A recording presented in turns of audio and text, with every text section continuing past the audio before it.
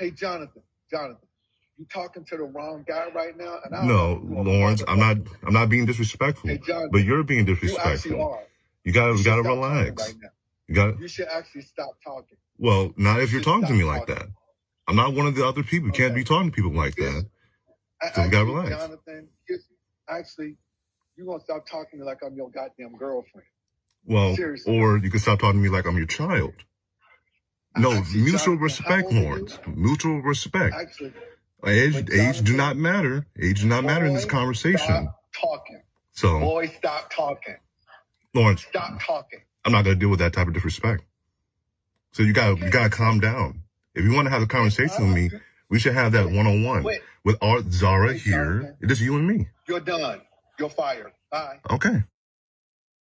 So that, of course, is a Zoom meeting where a CEO is disrespecting a worker and then immediately firing, saying, boy, stop talking over and over again. Now understand, that employee was a former unpaid intern, and wait until you find out what led to the CEO being willing to do that. So in a follow-up video, the intern who posted that to TikTok, and thank God that they did so that we know about this, claims that he was slammed with work when the CEO asked him to meet on a Friday. The TikToker said he wasn't able to respond until the weekend arrived. So he decided instead of bothering his boss during the weekend, he would wait until Monday to talk with him at a meeting, which was already scheduled. There's a meeting, by the way, with tech CEO Lawrence Griffith of Digital Factory.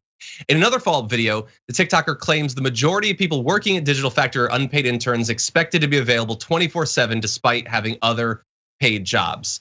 And so he just waited until the next meeting to talk to him. And the CEO lost it on him, Viviana, like implying that he doesn't understand anything. He's talking to him like he's his girlfriend. He's disrespectful. And he's doing that on Zoom, knowing he can be recorded. He feels totally comfortable to do it. You know what, John? I am so proud of the younger generation standing up for themselves. And because I came up in a time where you couldn't do that. Because it was socially unacceptable to challenge your boss in that way. And so in that realm, his boss, though very wrong, was socialized to believe that sort of abuse is okay. Yeah. So I'm really proud of people like this saying, no, we're gonna keep it calm and we're gonna keep it respectful. And if I'm fired, I'm fired. But we cannot continue to abuse employees like this.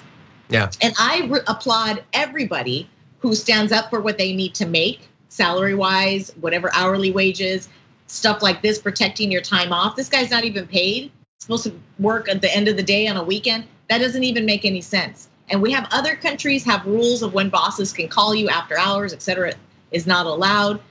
Perhaps we're leaning towards that, but as long as everybody starts doing what this young man did and saying we're not gonna be tolerating being spoken to like this, hopefully the tide will start changing and we can have a more respectful, fair workplace for people. I hope so.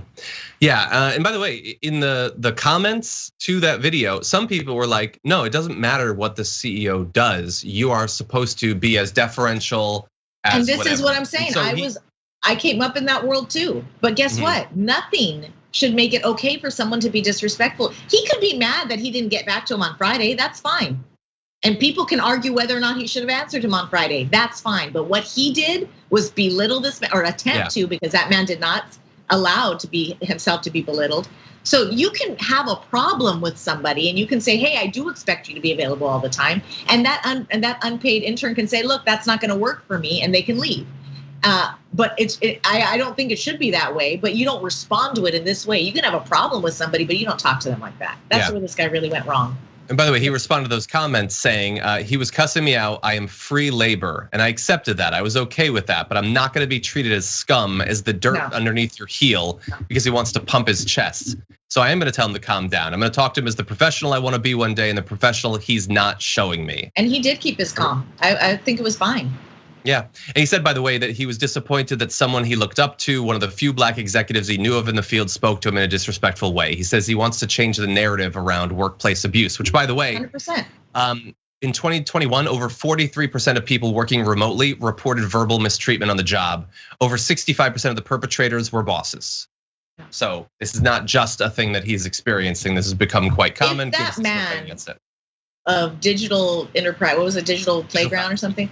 Factory, if that man was a true leader, he would have said, you know what, let's really he could have approached it in a different way. This guy lost his head. You just want to be say jump and people jump. How high? That's all you want? What kind of? That's not building a business. You're not going to have success like that. Yeah.